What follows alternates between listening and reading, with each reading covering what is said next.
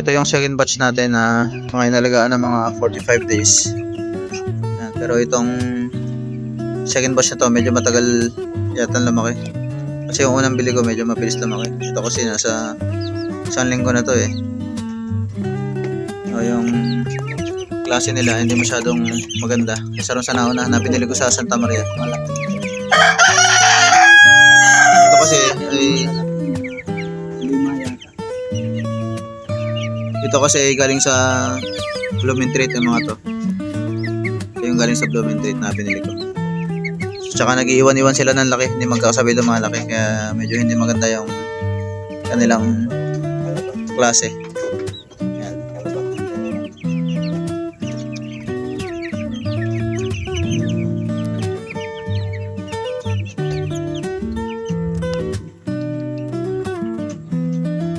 Hindi na mga itlog yung manok na yan.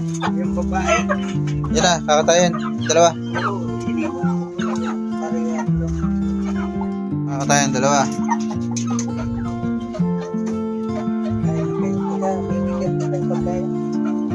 Ito si Rodi, pag-aalaga ko ng aking mga manok. Ayan. Magkakatay doon ng dalawa na manok. Kaya kakatayin namin ngayon. Ayan, inaawitan ng kapatid ko, yung dalawang manok. Kakatayin daw. Medyo malalaki na rin itong mga manok na ito, mga kateknik. Bali, nasa halos 4 na kilo na rin siguro to, itong manok na to. Medyo malalaki na rin. May natira naman na 4, tapos may mga bago kong bili. Ayan. Yung mga alaga kong manok sa bahay, alaga namin ng manok. Tagapag-alaga si Kuya Rodi. Ayan. Ito yung mga bago ko na manok. Medyo maliliit pa. Pero ito, 15 piraso. Ay, 16 piraso. Parang namatay. Ilan ba namatay nito? Yung dalawa lang? Bali 3 ang namatay daw. Itong mga manok na to. Ito yung mga alaga namin dito sa bahay ng mga manok na pinapalaki namin. Yan. Kapag medyo nagkaroon tayo ng malaking budget, malakihan talaga na manukan yung gagawin natin dito sa paligid. Nagawa pa tayo rito. Papagawa pa tayo dito ng mga kulungan ng mga manok. Ayan, may mga tanim pa sa pansamantala dahil hindi pa naasikaso. Ito naman ang aking dalawang silky chicken yan. Dito nakakulong aking mga silky.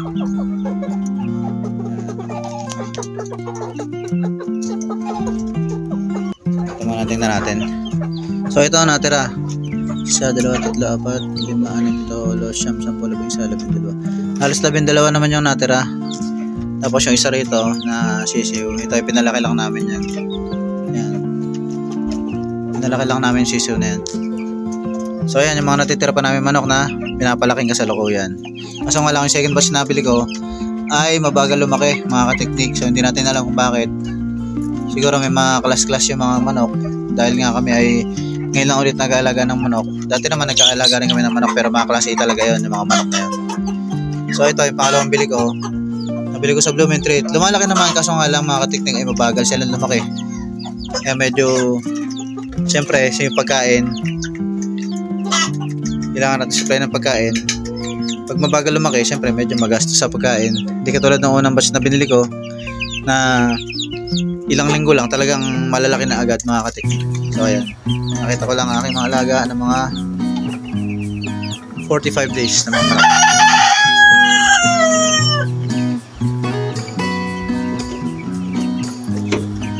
So tingnan naman natin gaano kalaki yung silky na alaga ko dito na bago. Yung dalawang silky na bagong bili ko. Tingnan natin mga kateknik ngayon kung gaano na sila kalaki. Yan, ganyan na sila kalaki ngayon, mga kateknik. Isang pares ng silky chicken. Malaki na rin yung inilaki buhat ng pinili ko. Sila ay halos isang buwan na mahigit dito. Mga dalawa na siguro, mga kateknik, mga dalawa na. Ayan. Palagi ko mas pure to itong mga silky na to, kasi sa mga silky na unang inalagaan ko, kasi yung kanilang mga paa ay may balahibo din. Ayan. Tsaka itsura nila mas mabalbon, mas mas mabalahibo yung kanilang itsura kaysa rin sa mga nauna kong mga silky. Yan, yan, mahalaga po mga kateknik. Wala kong dagdagan pa pag nagkapera tayo kasi medyo malaki pa itong kulungan, so pwede pa rin mga 4 pa na silky ganito kalalaki. Pero pag medyo lumaki ng konti pa, pag mga itlog na, hindi na sila pwede rito, kailangan nakakawala na. So nga lang dito sa amin ay nawawala yung mga ibang manok, hindi natin alam kung saan na pupunta. Ito naman yung mga alaga ko ng mga itik. 10 pirasong itik to na binili ko. Wala pang namamatay dito mga kateknik dito sa mga itik. Sa 10 itik, yun nga lang parang nakakalbo yung kanilang mga balahibo, lalo sa ulo. Siguro dahil medyo maliit itong lalagyan o dahil nagtutukaan sila. Kaya nga sabi ko dapat bastante sa pagkain.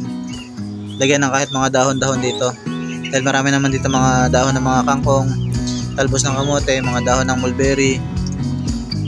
Doon sa may daanan namin dito may mga Madre de Agua pa na nakatanim. Pwede rin yun mga kateknik tayo pakain sa mga alaga natin na mga hayop. So ayan ang aking mga alaga dito sa bahay mga kateknik. Yan lang ang kulungan niya ngayon, medyo maliit pa. Siyempre pag naglaki na sila ay pakakawala na sila dito sa palibot ng lupa namin sa likod. Yan, yan, natira ko palang silky na isa pa na halos pinakamatanda ko na silky ay nandito.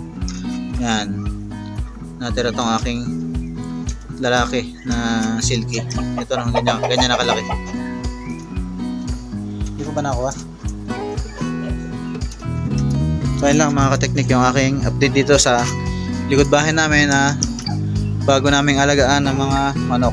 45 days bibi, mga manok na silky. Kanya naman, lalakas kumain yan.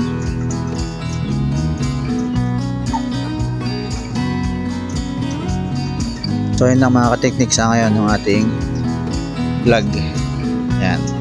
So sa lahat ng mga hindi pa nakasubscribe ay mag-subscribe na kayo sa aking YouTube channel at Dad's Technic TV. Sa mga nakasubscribe na ay maraming salamat and God bless po sa inyong lahat.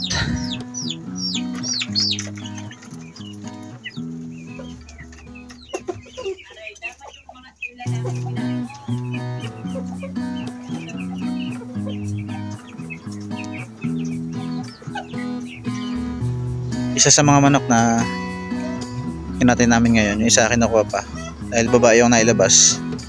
Sabi ng nanay ko ipaitlogin daw niya, kaya pinakuha yung lalaki. Kaya namin lulutuin ngayon.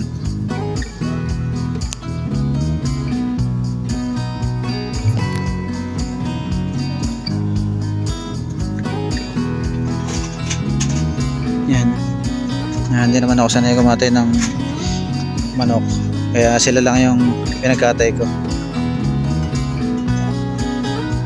Kasi ko pag nakikita na nagkakatay. Yan sila na bahala.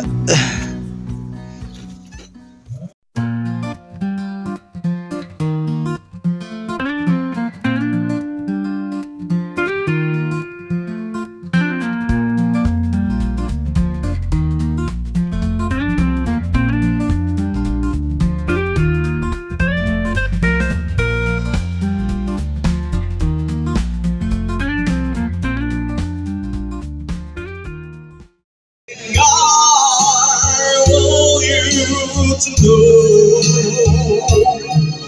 you're there with my life. You're my lady. Thank you. At ang gusto mag-request is my Gcash number. Fresh from United States of America, Mr. Dan Borga. From the state of Calamity.